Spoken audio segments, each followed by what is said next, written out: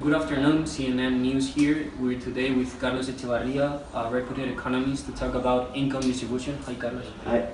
So, we've arranged a meeting with you as you're a reputed economist and your colleagues so that you can explain us what is income inequality. Okay. So tell us, what is income inequality? Okay, so that you can understand what's income distribution, I'm going to give you a basic definition which explains very well what's income distribution.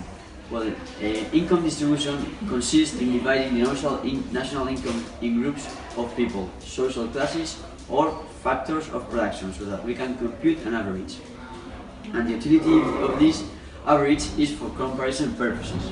So, in other words, so that people can understand this, income distribution is how national's total gross domestic product, the GDP, is distributed between its population. Okay, so where does income distribution come from? Does it have Okay. any mathematical explanation, or? Yeah, we must first of all understand the mathematical formula behind it. So, once we've already understood this formula, we can speak about the macroeconomic, the environment. Income distribution is key for states when deciding which policies must be applied. It determines, as said before, how is the economical situation of the population in a certain economic cycle.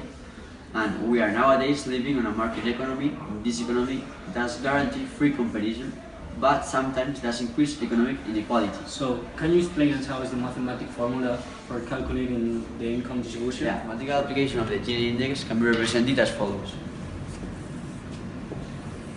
This being a diagonal line, and this is the Lorentz curve. This represents the inequality.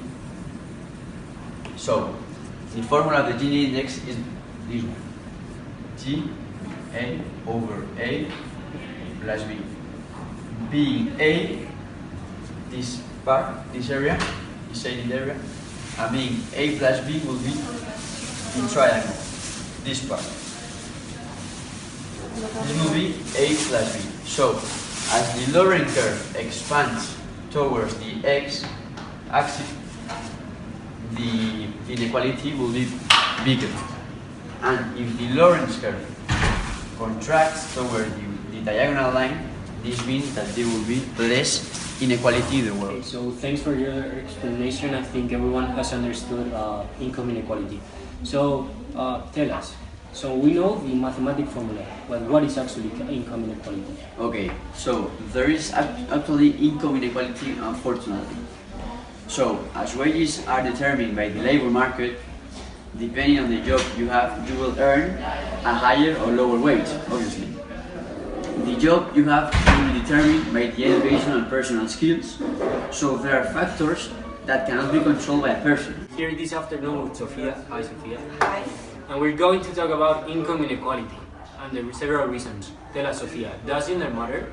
Well, studies have shown statistics proving how women are still being discriminated. They provide evidence showing how a woman CEO will be earning less than a man CEO in same-size companies. Not only does this apply to managers, but also to employees. This is something that needs to be changed. I'm here with Julia, and we've already talked about income inequality and gender inequality reach. But tell us, Julia, is digitalization playing a crucial role in income inequality?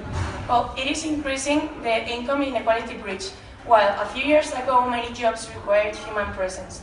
This is nowadays changing and humans are becoming less needed, which has driven on people who did have a job to no longer have one, increasing inequality bridge. Thank you very much, and we'll see you tomorrow at 2:30.